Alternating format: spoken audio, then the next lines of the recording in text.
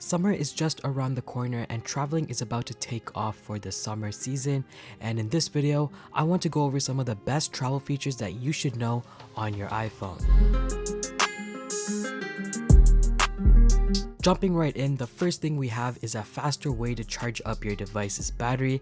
You want to turn on airplane mode and you want to turn on low power mode, and now when you start charging your device, it's going to charge a lot faster because you're not connected to your cellular, Wi-Fi, and with low power mode on, all your background app refreshes are going to be halted, so it's going to be saving some power, and you're also going to get more battery when you're charging your device because nothing is operating in the background. This is very useful, especially if you're about to leave and you just need that extra power. You can go ahead and turn your device into airplane mode on low power, charge it for a little bit, and it's going to charge up a lot faster, especially when you're on the go. You need that extra battery, so this is a quick way of charging your iPhone battery a lot faster. Next, we have a built-in flight tracker in iOS. Now this is going to work in different applications, in mail, messages, photos even, and other applications that you might have. So if I'm in messages right now and I have this flight number right over here, I have the option to click on it and it's going to preview the flight, and you're getting a whole bunch of information in this: if the flight is on track, what terminal you have to go to, what gate it is, the departure time, the arrival time, the duration of the flight.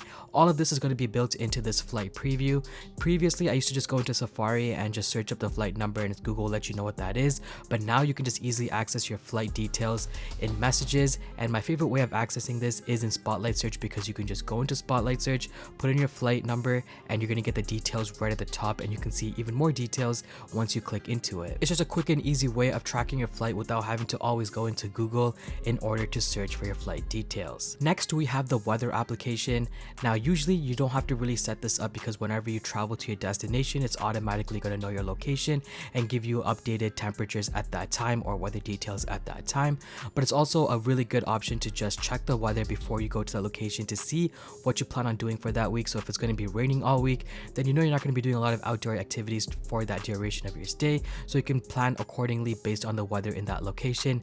And you can see up to 14 days in the weather application on iOS, which is very useful. And they also have precipitation, wind, and stuff like that, so you can see exactly which locations are going to be raining, which locations are going to be windy, and so on and so forth. Also, another tip: if you're in the Apple's map application and you're going to a location and you want to zoom in on that location, Apple Maps actually gives you the weather on the bottom right hand corner, so you can see the weather, the temperature, as well as the air quality index as well. So if you don't want to always go into the weather application and you're just using maps for traveling and stuff like that, you can actually see the weather directly in the Apple Maps app. Next, we have location sharing. When you're traveling with your family or your friends, it's always a good idea to share your location with whoever you're traveling with for your duration of your stay, just in case if anything does go wrong, they can't find you or anything like that.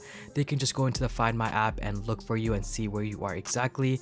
It's a good safety feature to have, and it's something that you should look into when you're traveling with friends or family. Next, we have the option to translate languages on your device.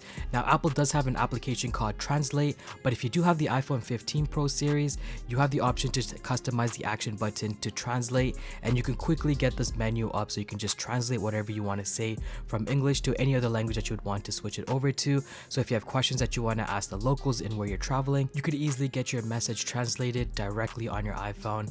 It also works in different applications as well, but this is probably the easiest way of accessing the Translate app if you really want to do it something quickly instead of having to look for an application or anything like that. When you're in the Translate application, you don't have to do voice to translate. You can also text out whatever you want to translate and have that show up on screen, and you can have that on the speaker, or you can just read it out or just show your screen to the person that you want to talk to and show them what message you're trying to convey. It's a really cool application. It's one of the best applications for travel, especially if you're traveling to a location where the languages might be different. On the topic of translation, you can also translate text directly from your iPhone camera. So I have this packaging here with a different language, and on the bottom right hand corner, I'm going to give this option to translate the text whatever I see on this packaging. This is going to be very useful if you're at a restaurant and you want to see that menu, or if you just see road signs and you want to have a translation for that, or any warning signs or anything like that. It is extremely useful that you can just open up your camera and translate that text directly within the camera application, and you can see right now it just translated all of that information. It is also not just limited to the camera application. If you just take an image and you have the photo in your photo library, you can also translate that directly within the Photos application as well. You're going to get the same logo, and once you click on that and you have the option to translate, it's going to translate that image and you'll see a highlight of everything that's translated and you can see it in your own language. Next, we have this cool little feature in the Photos application. So if you happen to take a picture of a landmark, flower, food, or anything like that, there's going to be this new little icon on the bottom called visual lookup, and once you click on that, it's just going to give you more information based on what's in that image. So you can see right now it's going to automatically look up this landmark, which is the Eiffel Tower, and you can get more information directly in your Photos application without having to go into Safari searching anything up or anything like that. And it's just going to be based on any of the photos that you have, and you can find out more details about that location, about that flower or that food or anything like that. And this is based on visual lookups built into the iPhone photo app. Next, we have an easy way of converting currency and converting units of measurements directly on your iPhone. You obviously have the option of using Siri, but if you don't want to use Siri and just used to typing something out, you can just use Spotlight Search, which is my go-to method.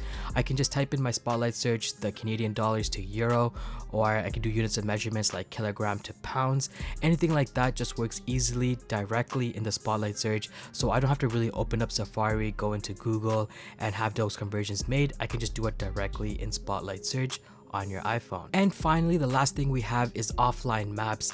Now with iOS 17, Apple supports offline maps, so now you can download certain areas directly onto your iPhone. So if you don't have cell coverage or you're going to have limited coverage in the area that you're traveling to, you can download that map beforehand. So if you happen to be traveling and you have spotty coverage, or you might not even have coverage at all, you'd still have the offline version of that map downloaded, so you can still see all the details that you need to see within the area that you have downloaded for offline viewing in Apple Maps, which is extremely useful, especially if you're traveling to remote places or you might just not have enough coverage. This is going to be very useful for traveling. And there you have it. That's the best travel features on your iPhone that you should know when you're traveling. If you feel like I missed something, let me know in the comment section below. And if you guys did like this video, make sure to give this video a big thumbs up, subscribe down below, and I'll see you guys in the next one. Peace.